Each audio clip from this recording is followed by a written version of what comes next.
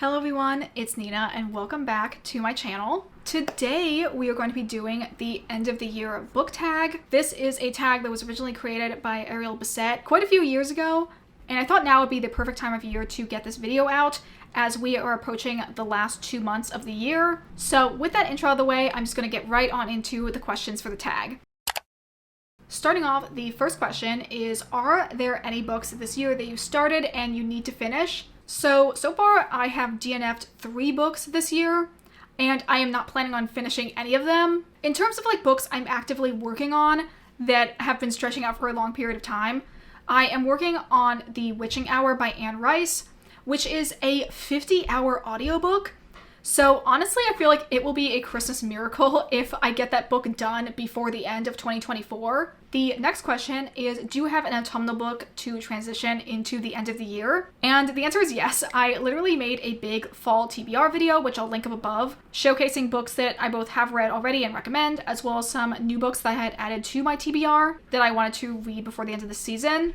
And I actually have made a decent progress, I think, on that TBR. I read 2 of the thriller books that were on that TBR, which was His and Hers and The Red Dragon, which I read in a thriller reading vlog that I'll link up above as well. And like I just mentioned, The Witching Hour by Anne Rice is another book I had put on that TBR, which I'm currently actively in the process of reading.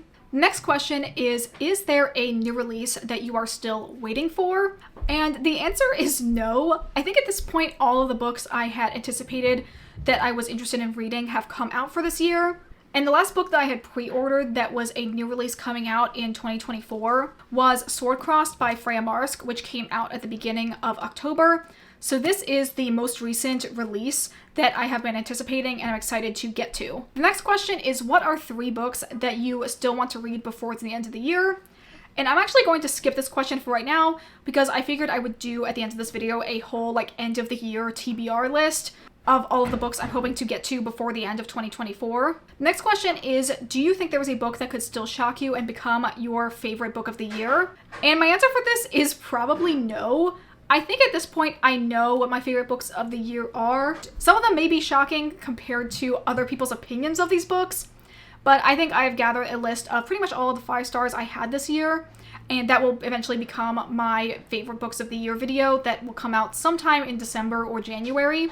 The last question for this tag is, have you already started making reading plans for next year? And the answer is duh. I have a booktube channel, so I obviously like to plan on my content a couple months in advance. I have a ton of fun video ideas and books I want to read in the next year. Some of those video ideas I definitely mentioned before. I really want to do big series reading vlogs for a couple series I've wanted to get into. I want to do one for The Heroes of Olympus. I want to do one when I read Shadow and Bone.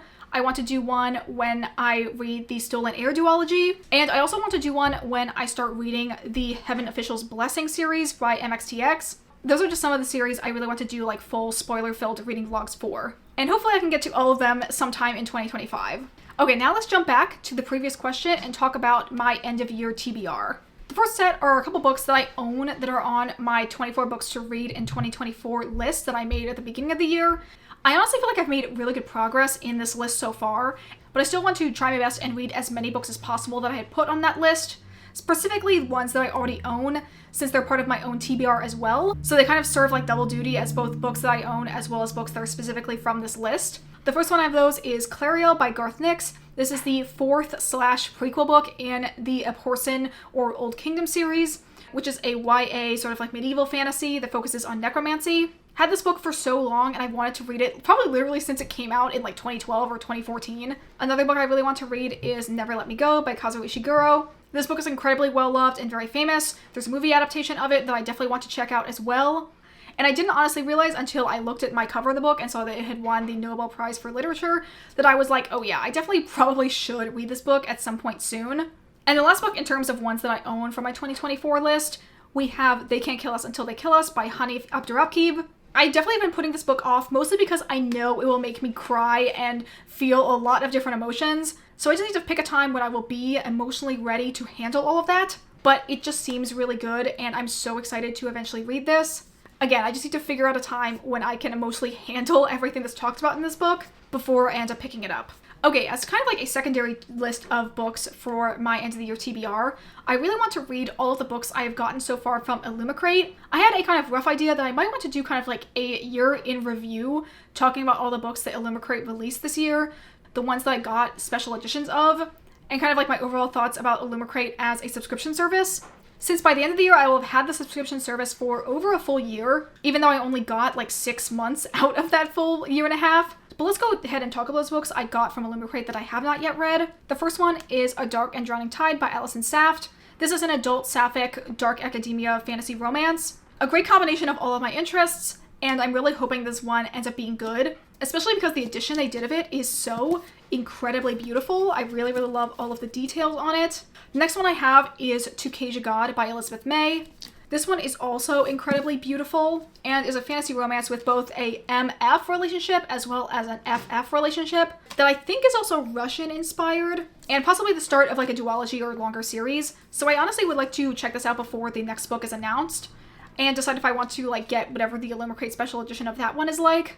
And the last book I have from Alum Crate that I haven't read yet is Starling House by Alexi Harrow. This one, again, is incredibly beautiful. I love when they do this like kind of like plastic sleeve style dust jacket. And I did see recently that the YouTuber Riley Marie had read this book and really liked it, which gives me hope for enjoying this book as well.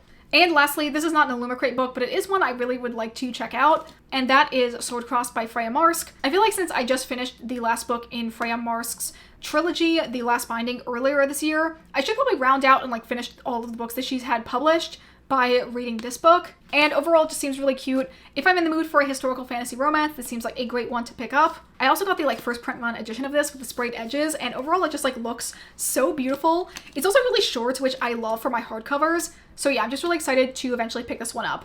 Okay, so with that list of my end of year TBR out of the way, we are now at the end of this video. Thank you guys, as always, so much for watching. If you guys wanted to do this video yourselves, I happily tag anyone that's interested in doing this video to make it as well. But I will specifically tag the lovely Brooklyn's Library. I love her videos. I think she's so funny. Definitely check out her channel if you haven't already. But that is going to be it for me today. If you guys enjoyed this video, consider liking, commenting, or subscribing if you aren't already. Consider following me on the Storygraph, as well as my Bookstagram, which is linked in the description. And I hope you all have a wonderful day, and I will see you all in the next video. Bye!